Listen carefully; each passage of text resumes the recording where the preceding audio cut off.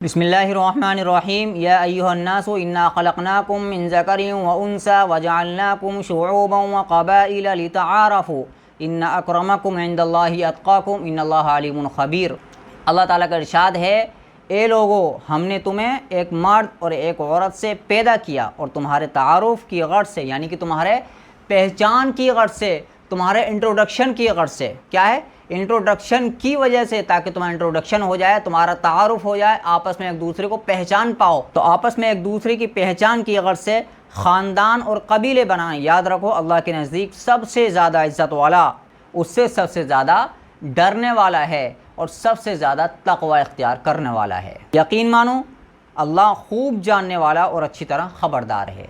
بہت سے لوگ فخر کرتے نا برادریوں پر، خاندان پر، کہ میں فلاں خاندان کا ہوں، میں فلاں برادری کا ہوں، ارے میں یہ ہوں، میں وہ ہوں۔ اپنی ذات پر، اپنی برادری پر، اپنی قوموں پر فخر کرتے ہیں بہت سے لوگ اپنے خاندان پر فخر کرتے ہیں کہ ہمارے باپ دادا ایسے تھے، ہمارے باپ ایسے تھے، ہمارے دادا ایسے تھے، اتنے بڑے مالدار تھے، اتنے بڑے نیتا تھے، اتنے بڑے مولوی تھے، اتنے بڑے عالم تھے، اتنے بڑے متقی تھے، اتنے بڑے پرہیزگار تھے، اتنے بڑے تہجد گزار تھے۔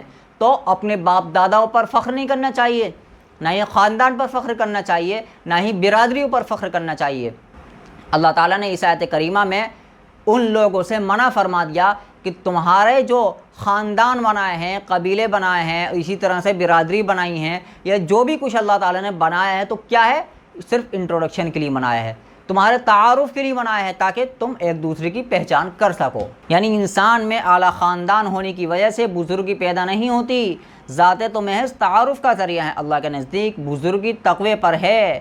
بزرگی کس چیز پر ہے؟ تقوی پر ہے۔ کم ذات متقی اعلیٰ خاندان والے فاسق سے کہیں اچھا ہے۔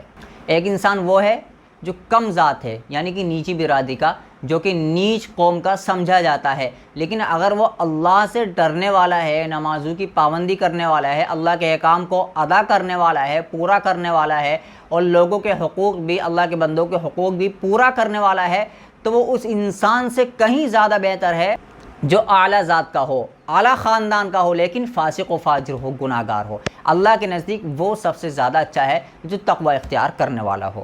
لیکن بہت سے لوگ کیا کرتے ہیں؟ پیسے پر تو اپنے باپ دادا کے فخر کرتے ہیں بہت سے لوگ، لیکن پیسے کے ساتھ ساتھ کچھ لوگ فخر یہ بھی کرتے ہیں کہ ہمارے باپ دادا تہجد گزارتے ہیں، ہمارے باپ ایسے تھے، ویسے تھے، ہمارے دادا اتنے بڑے نیک تھے، ولی اللہ تھے، اتنے بڑے عالم تھے۔ تو بھائی صاحب، قیامت کے دن کوئی چیز کام میں نہیں آئے گی۔ یہ تو ظاہر ہے کہ پیسہ تو کام میں آئے گا نہیں، لیکن کیا ہے، جو باپ داداؤں کے اعمال تھے وہ بھی قیامت کے دن انسان کے کام ذرہ برابر نہیں آ سکتے ہیں۔ کیوں؟ اگر کام آنے ہوتے ہیں تو نوح علیہ السلام کے بیٹے کے سب سے پہلے کام آتے ہیں، ابراہیم علیہ السلام کے باپ کے سب سے زیادہ، سب سے پہلے کام آتے ہیں۔ تو پتہ یہ چلا، باپ نیک ہو تو بیٹے کا کام نہیں آ سکتا، اور بیٹا نیک ہو تو باپ کے کام نہیں آ سکتے ہیں، اس کے نیک اعمال قیامت کے دن۔ اس لیے نہ ہی ذات پر فخر کرنا چاہیے، نہ ہی خاندان پر فخر کرنا چاہیے، اور نہ ہی باپ داداؤں کے نیک اعمال پر فخر کرنا چاہیے۔ ہاں، اتنا ہے کہ دنیا کے اندر اللہ تعالیٰ نے اس کو شرافت دی ہے، عزت دار بنایا ہے۔ لوگ اس کی عزت و تکریم اس وجہ سے کرتے ہیں کہ بھائی صاحب، اس کے جو باپ تھے، اس کے جو دادا تھے، اتنے بڑے بزرگ تھے، اتنے بڑے نیک تھے، اتنے بڑے عالم تھے۔ دنیا کے اندر فخر کی بات ہے، عزت کی بات ہے، شرافت کی بات ہے، یہ اللہ تعالیٰ نے اس کو ایک نعمت دی ہے۔